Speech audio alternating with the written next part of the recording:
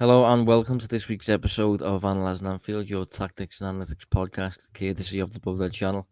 I'm Josh Williams and I'm joined by Mo Stewart. Mo, sadly, mate, we did not come back. No. And it's almost like I didn't really want to listen to last week's show because all of that optimism just feels kind of even more painful in the cold, harsh light of 2-1-0 defeats. And I do think that some people may see that we're doing a Q&A today and think, oh, well, they were happy to talk about it when we're winning, but they're not going to dissect it when they're losing. Don't worry. We'll be doing plenty of dissecting of those last two games across the breadth of these questions. So we'll get into everything you want. Trust me. Yeah, well, you've given away the surprise there, mate. I had I didn't realise it was a surprise. We talked about it last week, didn't we? Yeah, true. No, I just hadn't said it yet. But yeah, this week's episode is going to be a Q&A, yeah. And to be honest, considering we don't play for another 17 days or so, next week might be a Q&A as well. So for those who haven't submitted a question and still want to, on the YouTube video, I'm going to put a comment underneath the video where you can click the link to this form that you fill in to ask us a question, because we'll probably do it again next week. But yeah, we've had questions sent in by people who've signed up to the newsletter. So this week we're going to do that. There's some Real Madrid questions in there, sadly. But Mo, yeah, I'll let you start, mate. So the person who's asked the question, and then your answer. Off you go. Well, this might be quite a wild one to start with, but it caught my eye, so I want to discuss it first up. And the question comes from, let me just click across, Stewart Beatty, who asks, if Klopp was to leave in 2026 with only one league title, what do you think his legacy would be classed as?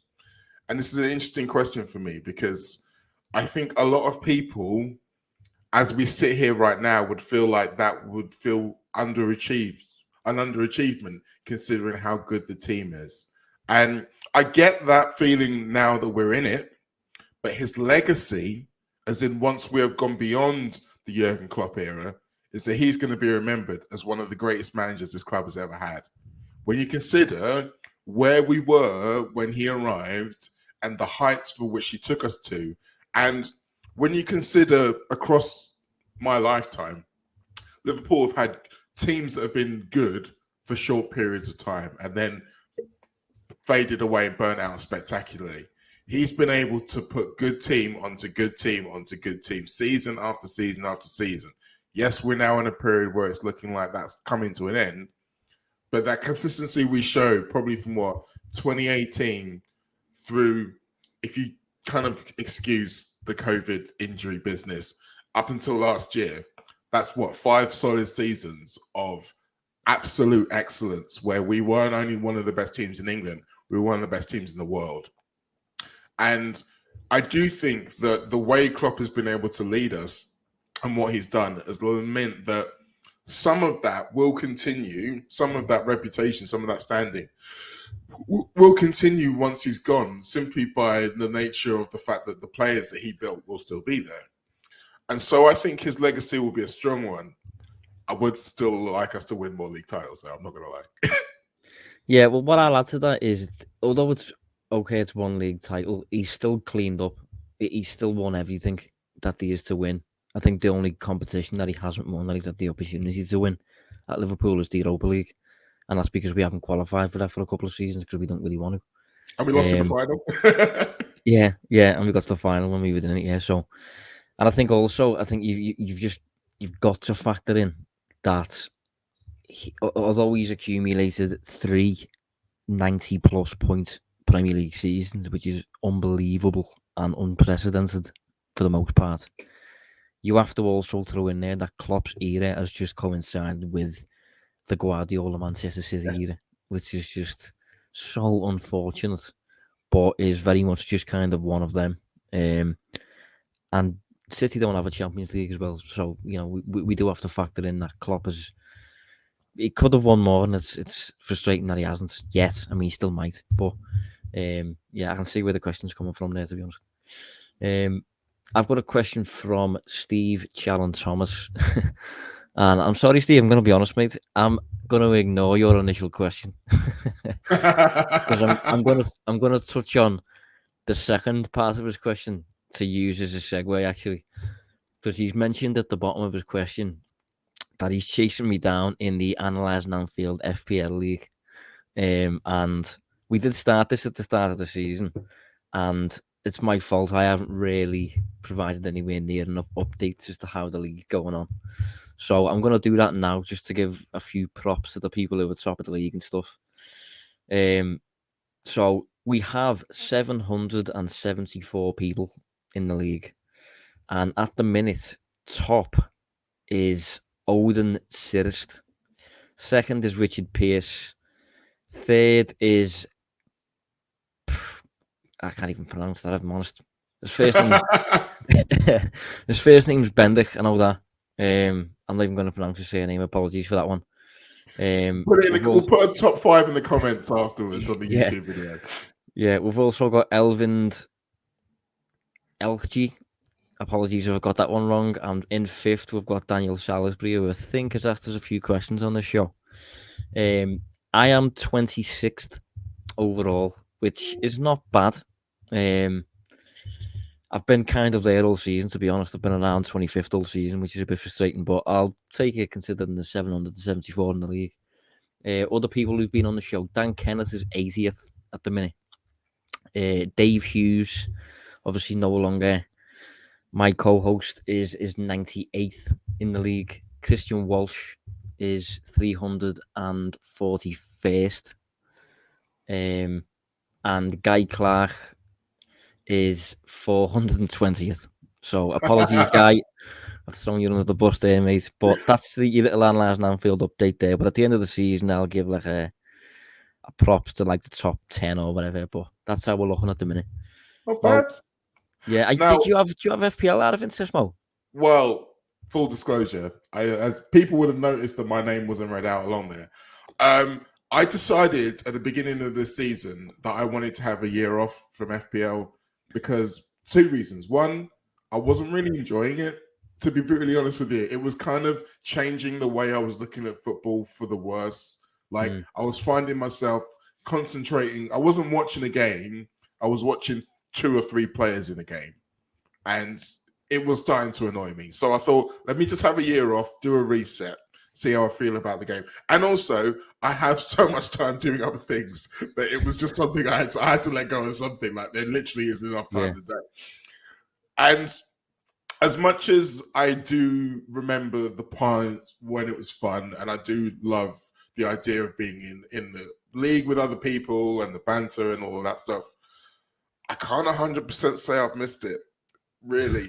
In all honesty, like genuinely, there are things about it, like I say, in terms of how I watched the game, and maybe that's just me. Maybe that's just I need to not do that so much. But I did find myself kind of like, and not even just the whole if Liverpool are doing well and then someone in my FPL team scores against them, I'm not allowed to be happy, but I kind of am happy. Like that's a separate thing.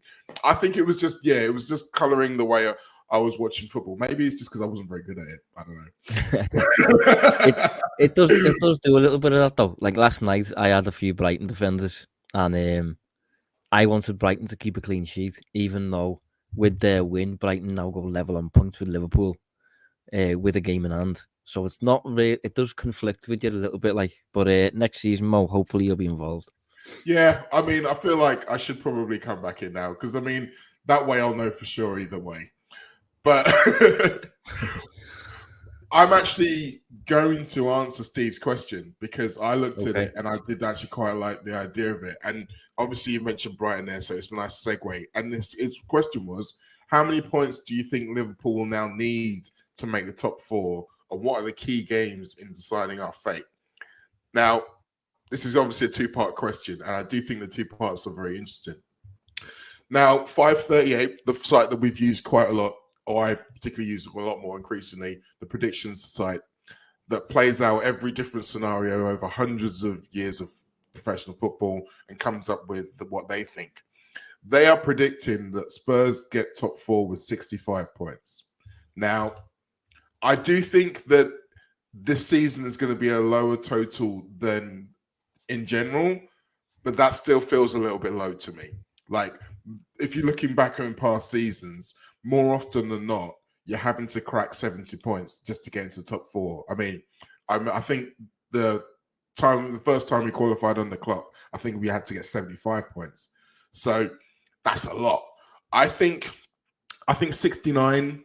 I think it's probably a number. And if you look where we are now, 69 points, that requires another 27 from our remaining 12 league games. So the easy way to do that is to win 9 out of 12. But I mean, life is never quite that simple, is it? So yeah, that's a kind of the number I think we're going to need. So we can afford the odd off day, but not very many of them. In terms of what do I think of the key games, obviously the week that we have after the international break is what everyone's zeroed in on: away to City, away to Chelsea, at home to Arsenal. I think obviously if we don't win any of those games, then it becomes a massive task. I'd like to think that we can win one and go unbeaten in the other two.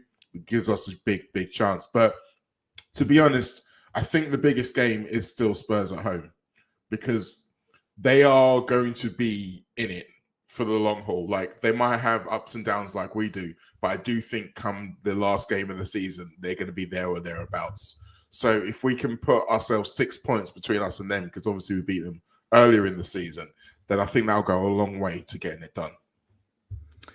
Yeah, I've got a question here, quite an interesting one. I'd be interested to get your thoughts on this, Mo. It's from Sheehan Probst, and rumours of Joel Matip leaving the club this summer. For me, he is a very underappreciated player. It got me wondering who were some of the most underappreciated players in Liverpool history. Yeah, I think generally, Liverpool supporters are quite good at recognising who deserves credit and maybe who doesn't. But I think one of the players who not necessarily was underappreciated, but maybe underrated is probably more of a word. I think Daniel Sturridge comes to mind for me. I think Sturridge was unbelievable on his day, mate. Such a quality player and so many facets to his game. Really creative, really good in tight spaces. Good finisher, quick, so technical, and it was just injuries, weren't it? But I think Klopp said that at times I think he would have loved to have worked with a fully fit Daniel Sturridge, because I think a player who comes to mind when I think of like a Sturridge kind of profile is maybe someone like an Aubameyang potentially, and Aubameyang for a few seasons. Okay, it was only in the Bundesliga, but you know, scoring a fair few goals every season. I think Sturridge was comfortably like a 20 Premier League goals a season striker. But he was just never really able to fulfill that, really. But I think Sturridge is a player who I would have loved to have seen him kind of reach his peak in terms of consistent availability. No, 100% agree. I think he had the talent to do it all.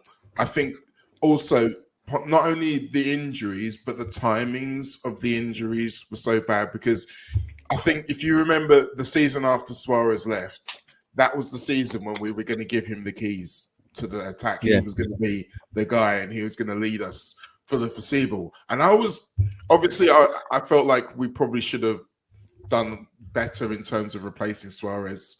But I do think that Sturridge was a good enough player to have led that team. And I do think that if he'd have stayed fit that whole season, a lot of things would have been very different.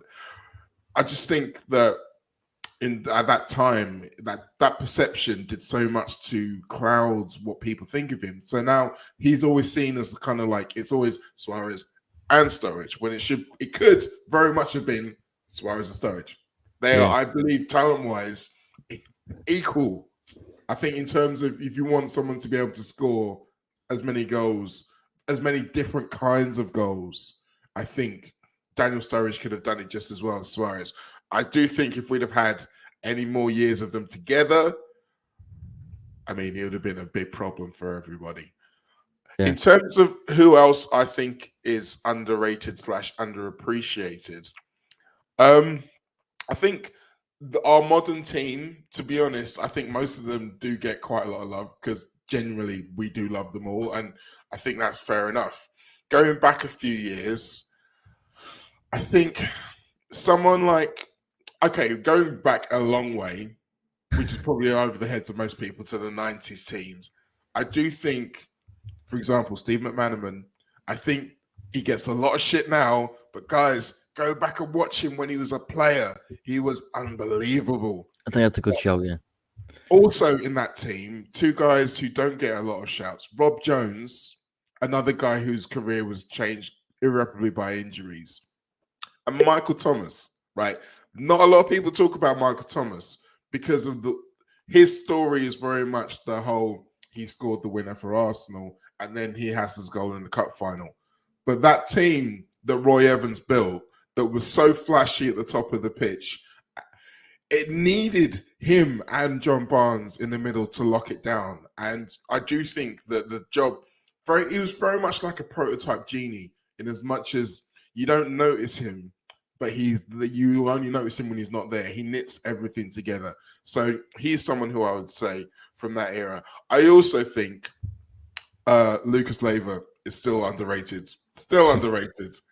And I don't think that he is celebrated enough, personally. I think his place in our team is lost a little bit because he was either the poor relation in a good team or the best player in our worst teams. And I think that kind of works against him. But yeah, I love Luke.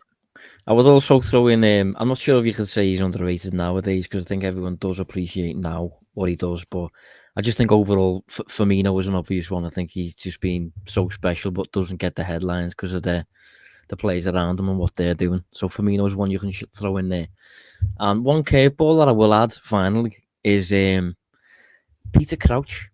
I think Crouch was like a really underrated, so good technically and so good with his link play and things like that. You wouldn't think he was just a standard giant, and that was kind of it. I think we had Heskey as well. He was a bit like that. Just they had more to the games, mate, than what people thought at the time. I felt, but yeah, I don't know. There's a few of them. No, I think Crouch is a good shout, and I think strangely enough, because everybody likes him as a man, it's almost like people just kind of forget. They think, oh, he was in the team for Bans. It's like, no, he was in the team. He was a very good striker. So no, I think Crouch is a very good shout, actually. Definitely. Yeah, he's like a weird take on Giroud, almost the way he plays. I think they both offer similar things to the team, but because Crouch can look a bit clumsy and stuff like that, he was always just deemed as like I don't know, just a bit of an odd, peculiar player, and he was, but he still offered value in a lot of areas. Like, I mean, that almost increases value if you ask me. And I mean, if we're extending underrated players outside of Liverpool, then Olivier Giroud is a very good shout because I do think he's massively underrated even. Yeah, I think. All right, is it my turn now? It is, yeah. Right. So there's a couple of questions around the same fella, but I'm going to focus in on the one by Jordan Corfiatis. And he asks, do you think Mason Mount is only being targeted as a just-in-case signing if we are unable to get Jude Bellingham? With Ox, Milner, possibly Phillips and Kelleher all leaving this summer, how important is it for us to sign homegrown players? Well, the first part of that, I don't think he's a just-in-case signing. I think that if we're able to get Jude Bellingham, we would still be looking for Mason Mount. I think we would be looking to pair the two, and I would quite like the look of that pairing. In terms of the homegrown question, I do think it matters. I do think at least one of the players, and maybe two, that we bring in are going to have to be homegrown. And I think there's a certain amount of opportunistic element about Liverpool's pursuit of Mason Mount because obviously it's his own contract situation with Chelsea which has allowed this to happen. But I do think that Liverpool were always going to be needing to find some homegrown stars. So it helps for sure, but I don't think it's by far the only reason we're targeting him. And I do think that, like I say, if we do end up getting Jude Bellingham, we'd still be targeting Mason Mount as well. Yeah, I've got a question from Jimmy Basketic, by the looks of it. I think that's how you pronounce his surname. And he asks, how well do you think Gakpo fits in with our squad? And do you see him as a long-term Reds player? I definitely see him as a long-term Liverpool player, yeah, because he's 23, I think. We've just signed him, reasonable fee, and I think he's got a pretty high ceiling as well in terms of what he could become. But in terms of the kind of player he's going to become, I still don't overly know. It looks like the plan is for him to kind of become the next Firmino, which I'm not sure overly where to stand on that, because obviously he progressed as a big prospect as a left-sided forward for PSV, cutting Mm. on using his right and finishes in the far corner like we saw him do against Manchester United. But whether he's quick enough and enough of a threat and behind to that in the Premier League, there remains to be a bit of a question mark there. And last night, for example, against Real Madrid, defensively at least, he was playing as an 8. You know, one of the number 8s. So I think so far what we've seen is kind of like almost like an upgraded version of Minamino in terms of a profile of a player who can just kind of play anywhere, Yeah. wherever you need him, and still offer a high level. But it seems to be to me that the main objective for him at the minute so far looks like it's going to be you become Firmino, and I think he's got certain elements to his game where he can do that, but I still think he's too easily knocked off the ball compared to Bobby.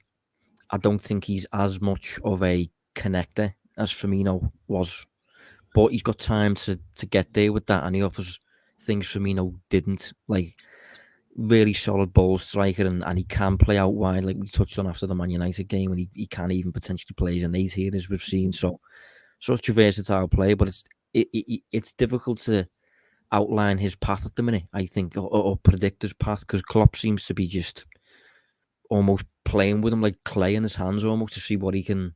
You know what I mean? To see what he can do. Yeah. Basically, it's almost like when you've got, like when a new manager comes into a club and he'll try out different formations and different personnel just to kind of see what he's got. I do get the impression to a certain extent, particularly in this little part of the season between for him arriving and obviously Firmino leaving in the summer. I do think there's very much a kind of a feeling of, okay, let's see where he can fit, what he can do, and then work it out from there. Because obviously, like we said, left side forward was the role that he excelled in to the point where we wanted to buy him. But we've seen not only is Luis Diaz fantastic in that position, excelling in that position, we've seen from Darwin Núñez that he appears to be looking more dangerous on that left side rather than through the centre. And I wonder how much of that has precipitated this new desire for Cody Gakpo to then be the number 9. Maybe when they brought in Núñez, they're expecting him to do the 9 job. It would take his qualities and kind of mold to it. But they've seen him and they've seen that maybe he is more effective doing a different job. So maybe they're thinking, okay, well, maybe Cody Gakpo can do it. And if they think that he can, then obviously that's just another string to his bow. He will still rotate in for a main striker and a left sider, but he'll have that added extra of being able to be the deepest of the forwards, if you want, or the further forward of the midfielders. And that might be something that he can develop into his game over time. The original question, do I see him fitting in? Yes. I think that he was bought with one idea in mind, but with the potential to kind of create other ideas and have that versatility. This is why versatility is so important in most of the players that Klopp's bringing in, because you can have an idea of how you think a player fits into your team, and then you can see the reality and it'll be different. And if your player can only play one way and it turns out that what you were thinking doesn't happen, you're kind of stuck. Whereas if you've got a guy who's adaptable and think, okay, well, maybe he's not suited to that as we thought. Maybe he can do this. And then you get into a situation where you've got 3 or 4 forwards who can all be very good at doing different things. It's great for you and it's a nightmare for opponents. Yeah. It's just want to see what he's going to become. But I think I'm hoping that this kind of period that we're going to at the minute is a bit like Klopp's first season, where when he came in mid-season, a lot of it was just getting to grips with things and toying with different ideas and seeing who can play where. And it wasn't until his first summer where he was then like, right, it's 4-3-3 moving forward.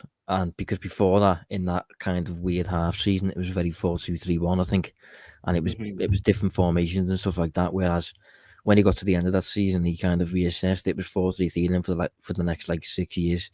And I'm just thinking, I don't know if what we're doing now with Gakpo is a future thing, or if in the summer Klopp's going to look at what he's got, kind of tear it all up, start it from scratch, and be a bit like, right, we're going to go here or whatever. So I don't know. Who's next, Mo? Well, just off the back of that, I think another player who's kind of in that same situation is Fabio Carvalho. I think obviously he's still a little bit positionless within this team. He hasn't really found a home.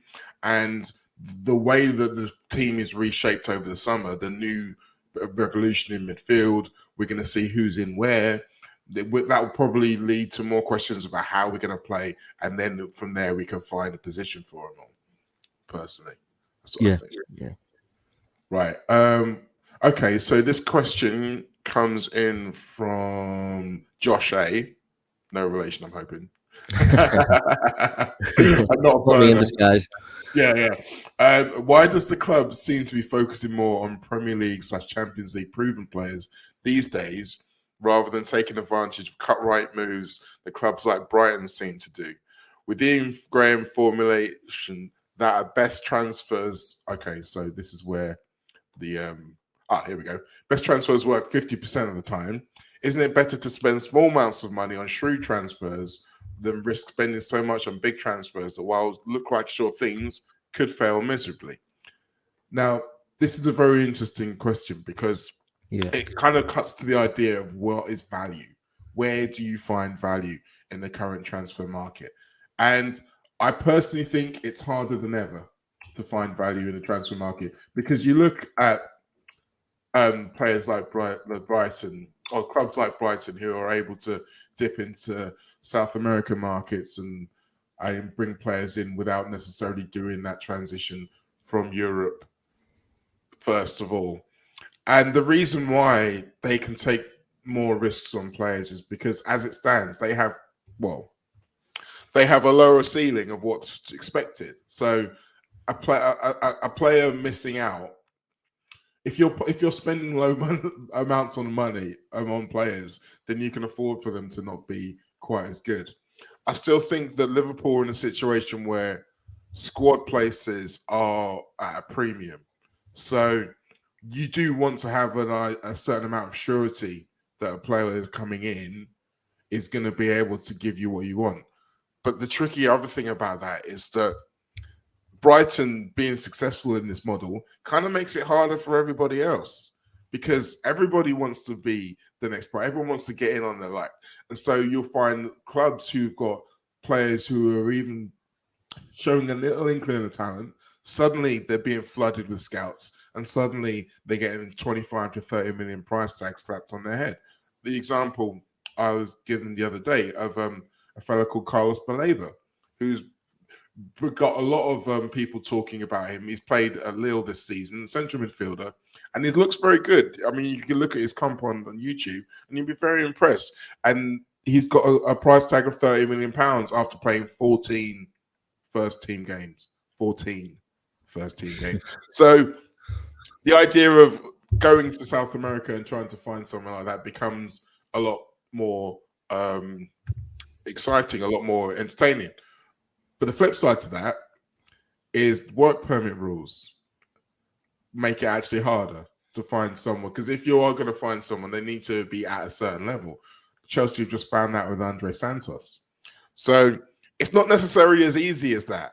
I think the other thing you find in Latin America and the thing that Brighton were willing to do that we weren't is you find interesting ownership issues around certain players where they are only owned in part by the club that they play for. They're also owned in part by a company or an investor, let's say, who has put a certain amount into him. And you've got to do dealings with them as well as the club and maybe other people as well. And for a club like Liverpool, up to this point, they've just been like, no, it's not worth it because that's how the price goes up.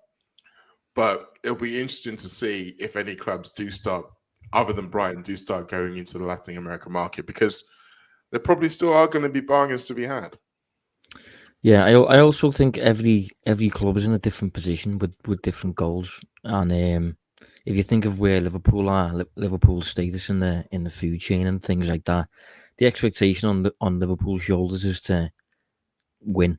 You know, you just deliver trophies and dominate the sport, and you can shop in the most expensive places, and you can acquire the biggest talents, and you've got like a unlimited transfer budget compared to like a Norwich or someone like that. You know, so you've got real. You can attack that anywhere in the market basically, but you can really shop at the high end for the most part. Whereas if you think of where Brighton are, past couple of seasons, they've just finished like about 10th. They're just kind of in the middle of nowhere, really, in that position, and they're probably not going to go down. But to get where they want to go, which you could argue is maybe Europe, from Tony Bloom's perspective, obviously the owner of Brighton, it just kind of makes a bit more sense for him to make a few calculated risks, really. He can't go to, like, I don't know, Inter Milan and poach Inter Milan's best player or something like that.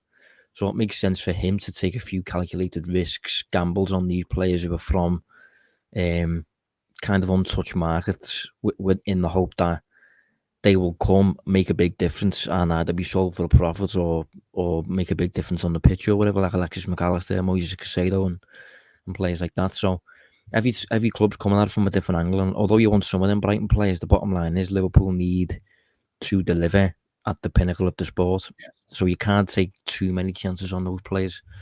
No. Sometimes you need proven quality. You're right. And I think something that we've said a few times this season, particularly when it comes to midfielders, that Liverpool are missing those players in the peak years. We've got a lot of ones who have come out of the peak years, a lot of ones who haven't come into it yet. And sometimes you need a guy to be able to come in and hit the ground running. And sometimes you got to pay for those. With Brighton again as well, I guess you only really need to turn one 5 million player into a 75 million pound player. And suddenly you can afford and 2, 3, or 4 that don't come off. They only really need one to come off every 4 or 5. Whereas, as you say, Liverpool, our required hit rate when it comes to transfers is a lot higher.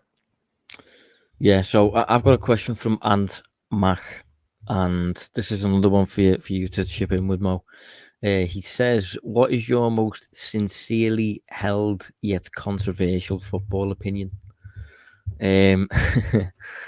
Off the top of my head, I don't overly know. I've probably got loads, but one that always comes to mind, I think, I don't know how controversial this is, to be honest. I think Harry Kane is the best striker in the world over the past decade, with the exception of Luis Suarez.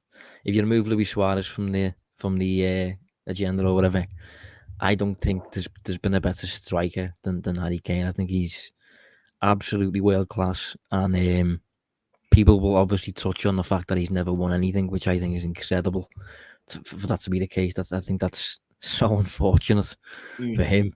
But he's just always available, consistently available, like 30 plus appearances in the Premier League every season. Absolute minimum of like 20, 25 goals. So good when it comes to constructing moves and engaging in build-up play. And he's basically like Firmino in the way he engages in like the construction of moves and things like that, helping out his midfield and ball progression and stuff. But then Robert Lewandowski in the penalty box, like, he's unbelievable player, and he's super professional and homegrown and all this stuff. So I rate Harry Kane very, very highly, basically. But I'm not sure if that's even that controversial, really. I don't know. I think you see some kind of some kind of people who try to denigrate him, but you suspect sometimes that is just a bit of trolling for engagement, because genuinely, he's got to be either one or two. I personally, if you ask me, would I rather have him or Lewandowski in my team?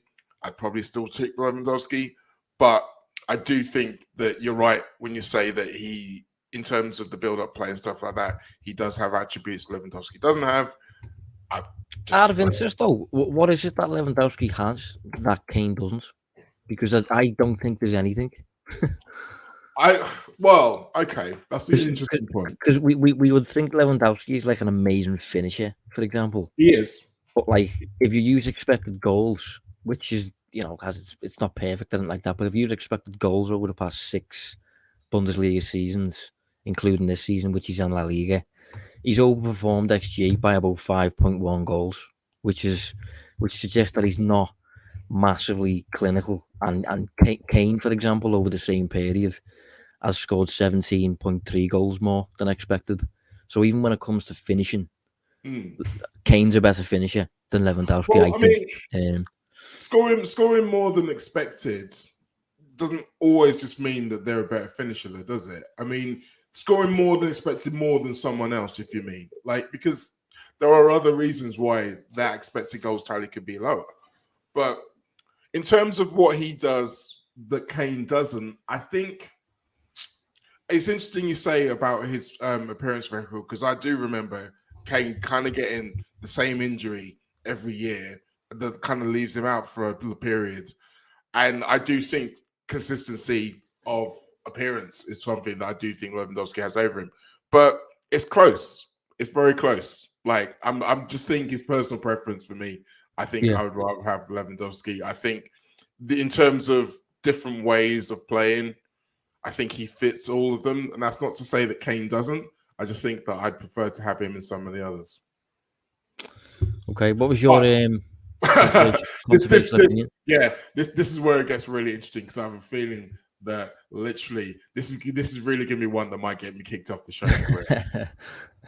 So when we're talking about individual player awards, player of the season, Ballon d'Or, etc., I understand the reasoning behind using goals and assists as a reason to say this player has done well.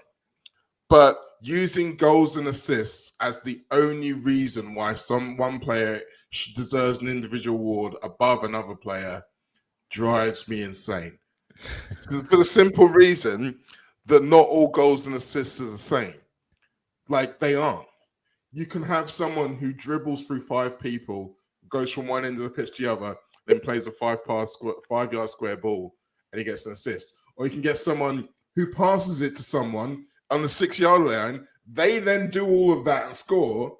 Still counts as an assist. So the stats need context. They always need context. There are so many brilliant things you can do on a football pitch that affect winning and make you a fantastic player that don't always show up in traditional stat sheets. We are better at stats now. You can go deeper. You can find more things in a way that do have more bearing. But when someone says, how can you say X is better than X? X is better than Y. Y had so many goals and assists in X, blah, blah, blah. It's like, there's more to the game than that. There really is. I know that goals is how games are decided. I get that. I'm not being glib about that. But I think when you only see that, you're missing out on so much of the game. Yeah, I don't think that's controversial at all. I think that's a standard Analysing Anfield opinion that I like to hear, to be honest. It's most of the game. But interestingly, though, out of interest, like, who are you referring to? Is there any specific player, like maybe? I don't think there is. I think because it would be unfair to say it's all about one person. I think there are lots of times where other different players' arguments have been won or lost because of X assist. And I mean, and I'm not just saying that because I don't want all of the Messi stands or the Ronaldo stands to come after me, because it's about more than just those guys. I think Lewandowski is one, though, where it's almost as if people think that all he does is goals, because all you see are the goal stats. And whenever people talk about it, it's like, oh, fantastic goal stats, but he does do more on the pitch.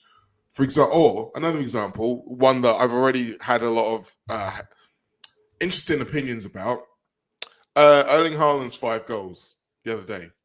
Erling Haaland scoring 5 goals in a match is impressive. There is no doubt about that. It took a lot of skill and awareness of the striking position to always be around for the goals. But that 5 goals Lionel Messi's 5 goals against Bayer Leverkusen. Yeah, Robert Lewandowski's 5 goals in 9 minutes, was it? I think against Gladbach. Watch those three and tell me that they're all the same, because they're absolutely not all the same. yeah. I think all of Haaland's goals, like 4 of the 5, I think were in the 6 yard box. I think, well, certainly 3 of the 5 were. Well, 4 of the Uh, 5 were from set pieces as yeah, well. yeah. No, I know what you're saying there. I agree with you there. But yeah, we better move on. Anyway, I mean, we're spending a bit of time on this. I think you're next, Mo. Yeah, right.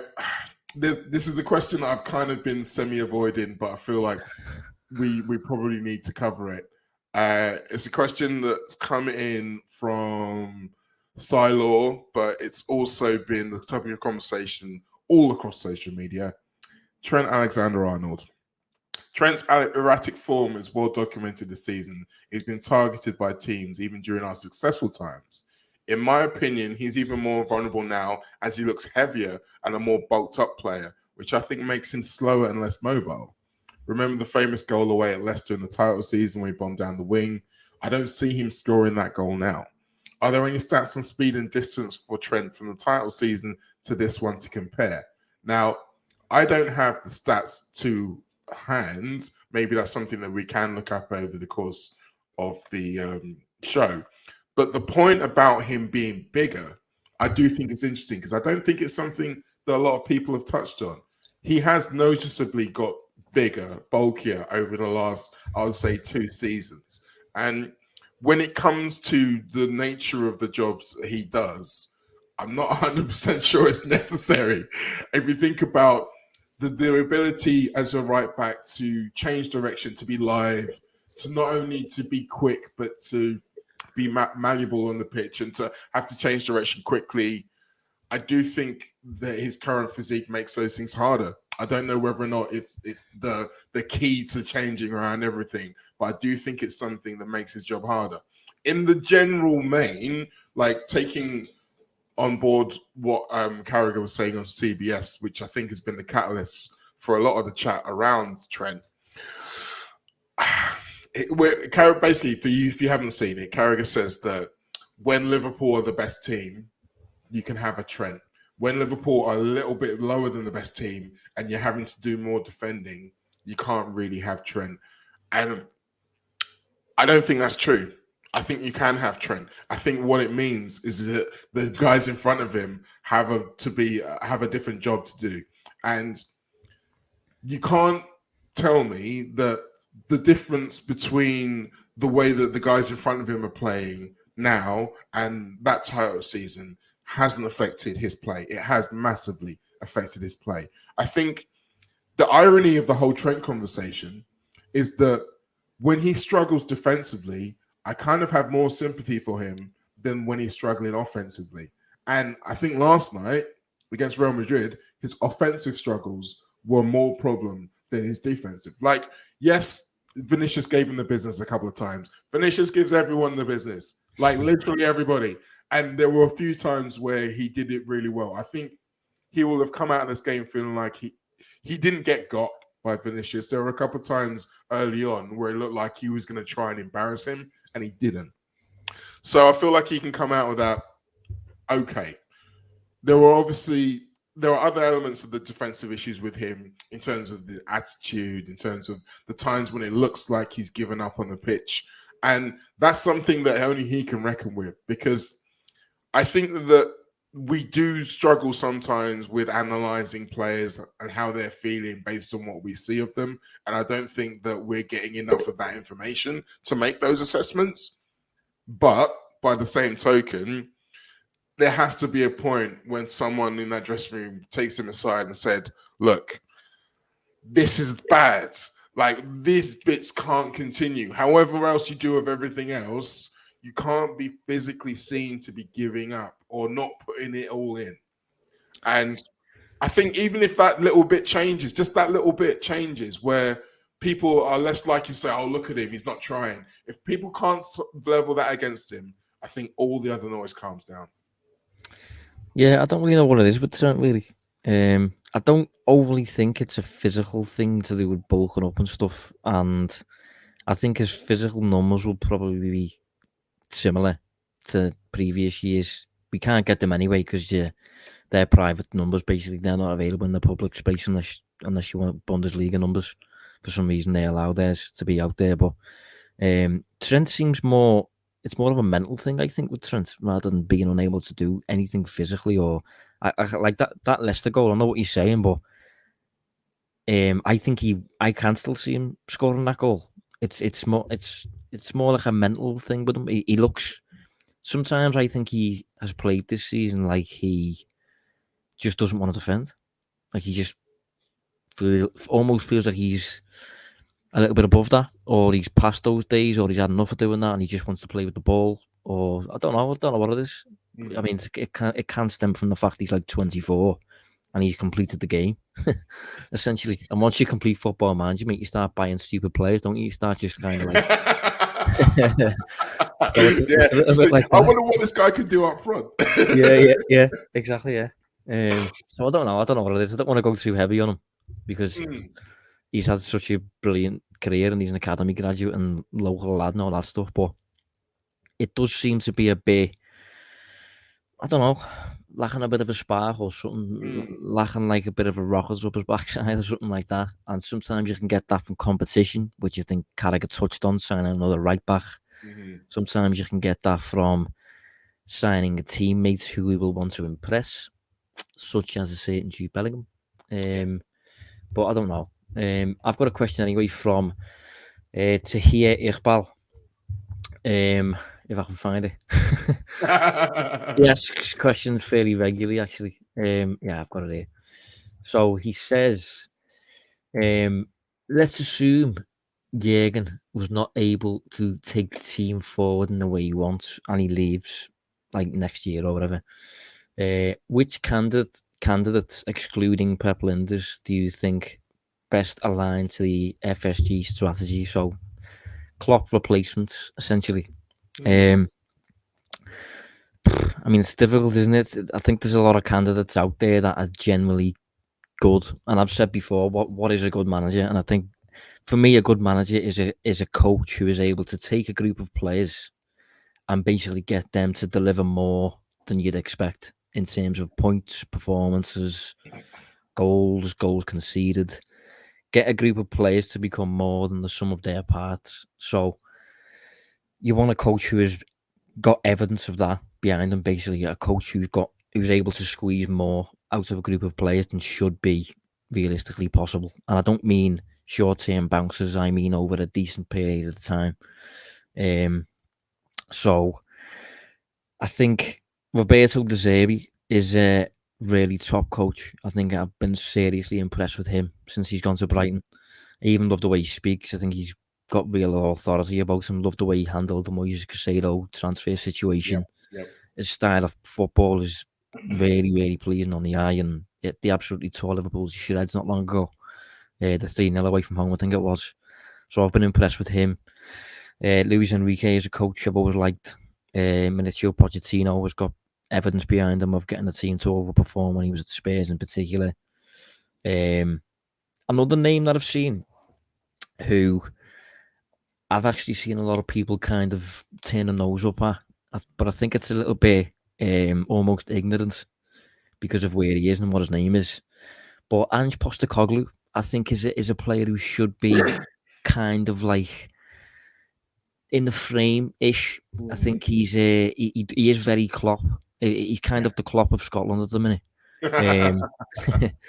And his style of play is very, very intense, and he seems very modern in his ideas and almost a bit radical in the way he approaches the game. And yeah, I'm a big fan of him. I think he's doing well. Whether he can make a big step from like Celtic to Liverpool like that it's obviously a huge move, and there's not a lot of evidence behind him considering it is just Celtic and it was previously, I think, the J League. But intensity wise and style of play wise, personality wise, and things, he fits the bill. I'm not sure if there's any others off the top of your head, Mo, that you can think of.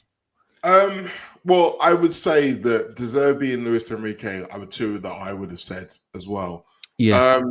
Another name, a couple of names I'd throw in. I do like the look of Andoni Iraola at Rayo Vallecano. I think again, in terms of being a guy with a very set philosophy, but someone who seems very able to get the best out of every single guy under his power. He's showing real promise. In terms of the philosophy, the system, maybe above them, i.e., FSG, we can't discount Thomas Frank. I do think when you think about the way he goes about football, the way he goes about scouting, the way he goes about motivating his players, I think that there's a lot of echoes of Klopp with him. I do think it's kind of overplayed sometimes just because of how he sounds, and people aren't really digging into the detail. But I do think he has the tactical nous and the personality to lead a top club. So I wouldn't be surprised if this is a name that's floated around whenever the time comes. But I think in terms of a profile, I wouldn't be surprised if it isn't necessarily a guy who's won a big trophy before. Like in where you see some clubs, you say that there needs to be a big name manager because of all the big personalities in the dressing room, etc., etc. I don't think that's the case with us. I think there's enough going on at Liverpool that sets the tone. You don't necessarily need a manager on top of all of that. So I think if a guy comes in with good ideas and a good strategy, and he's able to impart those ideas onto the club, rest of the club, that's really all you need. Yeah, one other name I'll throw in there cautiously, and again, it'd be interesting to get your views on this one, would be Thomas Tuchel. Obviously a controversial figure, and he's been at Chelsea as well, which is never a nice thing. But over the course of his career, he does have evidence behind him to really squeeze the life out of his players, and he absolutely, for a period at Chelsea, he really did transform them and turn them into a really difficult team to play against. While he was at PSG, he did get them to the final. I think they lost against Bayern Munich.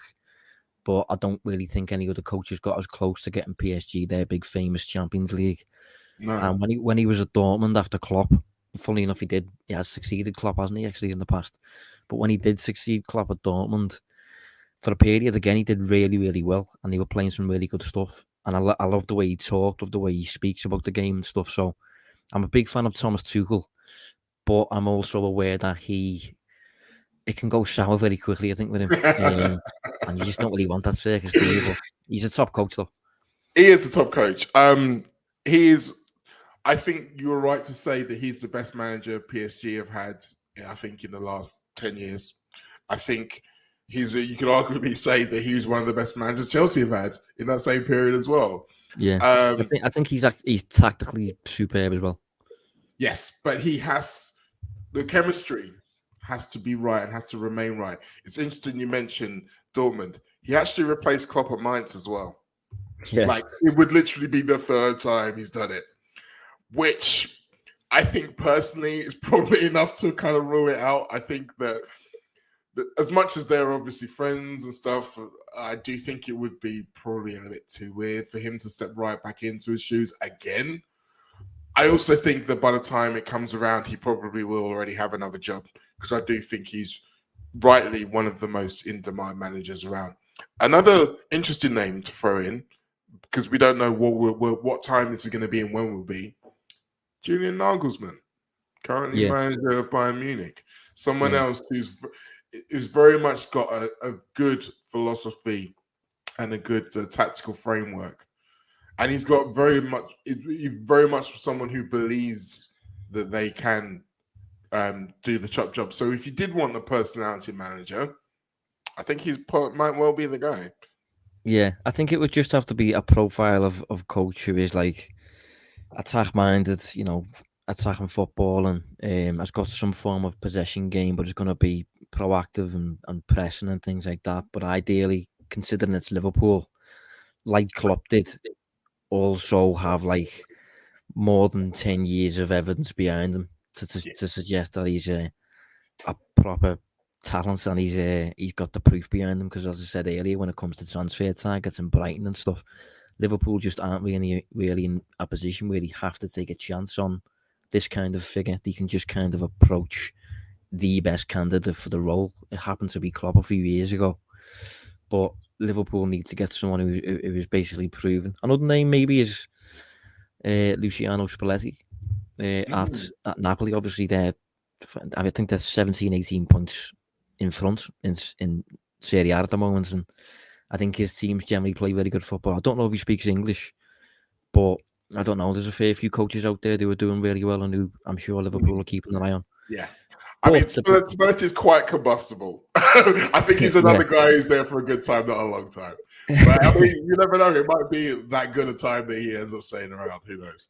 Yeah, but I think the big thing, though, is of all the coaches out there, if you look at the whole landscape, the guy who's arguably unrivaled when it comes to getting the most out of a group of players, getting them to overperform, getting them to deliver more than realistically seems possible, is Jurgen Klopp. So that's why when you've got this guy in the door, you let him stay until he wants to leave. Because although he's not doing it now, and I don't think it's been his best season, he has proven a special ability to just get players to do what they shouldn't be able to do.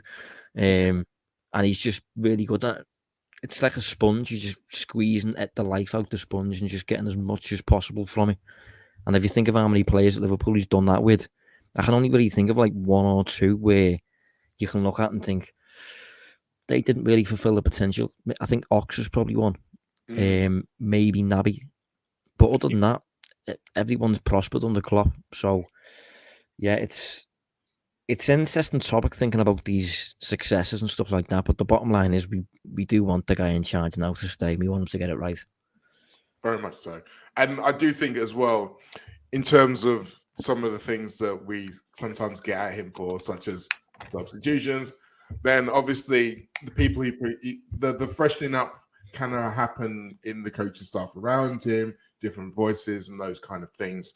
And also in terms of someone who's been alongside him and absorbed everything from him like a sponge, doesn't necessarily mean that sponge will be the perfect person to take over, because you can know all the same things that he says, but your voice is still a different voice.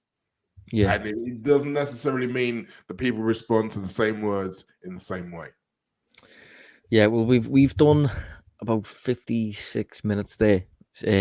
So we've as usual, as always, we've still got loads of questions to get through, which we will probably do next week. And as I said on the YouTube video, I'm going to put the form underneath in the comments for people who want to add more questions. But there's every chance we won't get to it, so make sure it's a good one. The good ones will come out quicker, I assume. So try and ask good questions. Well, yeah, thanks for joining us, mate. No problem. See you all again soon. Yeah, we'll be back next week, so do tune in then.